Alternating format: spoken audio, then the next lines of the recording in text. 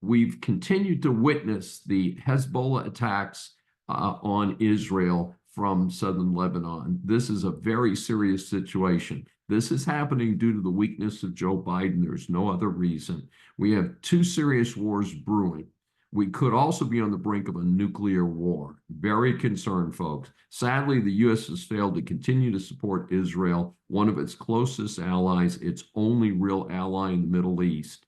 And Israel is fighting for survival.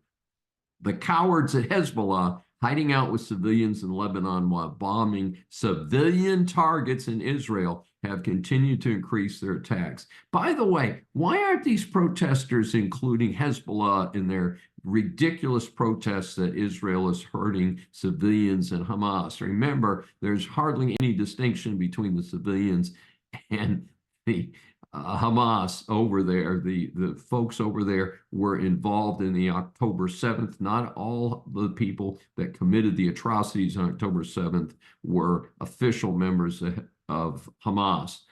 And yet these protests go on and on while Israel has gone way out of its way to protect civilians.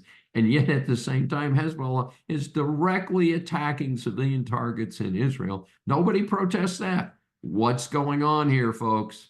In addition to the atrocities of October 7th, Israel has 80,000 civilians in other parts of the country due to the bombing by these terrorists. This would be like the United States taking all the citizens, the 4 million citizens of Houston, and moving them out of the state of Texas because of possible attacks. Folks, this is a horrible situation, and the U.S. needs to provide full military support to Israel so that it can respond to this unmitigated and unwelcome aggression that should have been crushed already.